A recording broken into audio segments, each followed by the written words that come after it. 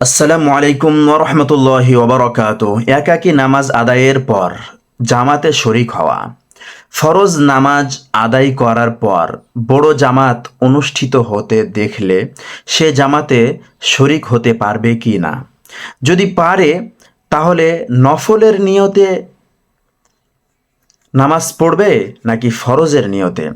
সম্মানিত দর্শক মণ্ডলী, কেউ একাকী ফরজ নামাজ আদায় করার পর যদি ওই নামাজের জামাত হতে দেখে তাহলে শুধুমাত্র জোহর ও এশার জামাতে নফলের নিয়তে শরিক হওয়া তার জন্য মুস্তাহাব হবে এবং এ শুরুতে নফলের নিয়তে শরিক হওয়া তার জন্য মুস্তাহাব হবে এবং এ শুরুতে একাকী ফরজ নামাজ পড়ার পর জামাতের সহিত আদায়কৃত তার নামাজ নফল হবে এবং আসর এবং মাগরিব এশা একবার আদায় করে থাকলে জামাতে শরিক হতে পারবে না।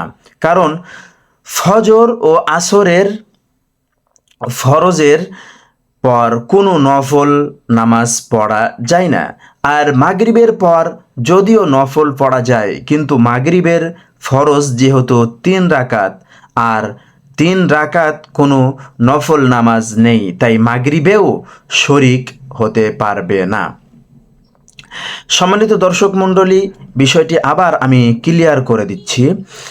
কেউ একাকী ফরজ নামাজ আদায় করার পর যদি ওই নামাজের জামাত হতে দেখে তাহলে শুধুমাত্র জোহর ও এশা জামাতে নফলের নিয়তে শরিক হওয়া তার জন্য মুস্তাহাব হবে এবং এ শুরুতে একাকী ফরজ নামাজ পড়ার পর জামাতের সহিত আদায়কৃত তার নামাজ নফল হবে। ফজর, আসর এবং মাগরিব একবার আদায় করে থাকলে জামাতে শরিক হতে পারবে না। কারণ ফজর ও আসরের নামাজের পর কোনো নফল নামাজ পড়া যায় না। ফজর, আসর এরপরে কিন্তু নফল নামাজ পড়া যায় না। কিন্তু মাগরিবের ফরজ নামাজের পর যেহেতু 3 রাকাত ফরজ নামাজ আর 3 রাকাত কোনো নফল নামাজ নেই, তাই মাগরিবও শরিক হতে পারবে না। কারণ 3 রাকাত তো আর নফল নামাজ হয় না। এজন্য আমরা এই বিষয়টি অনেক লক্ষ্য রাখব এবং আমরা সবসময় চেষ্টা করব যে আশেপাশে বড় জামাত হওয়ার কি কোনো আশঙ্কা আছে নাকি। যদি বড় জামাত হয় বা জামাত হওয়ার আশঙ্কা থাকে তাহলে আমরা একাকী নামাজ না পড়ে আমরা জামাতে উপস্থিত হওয়ার চেষ্টা করব। সম্মানিত দর্শক মণ্ডলী, এতক্ষণ আমাদের সাথে থাকার জন্য অসংখ্য ধন্যবাদ। আসসালামু আলাইকুম ওয়া রাহমাতুল্লাহি ওয়া বারাকাতুহু।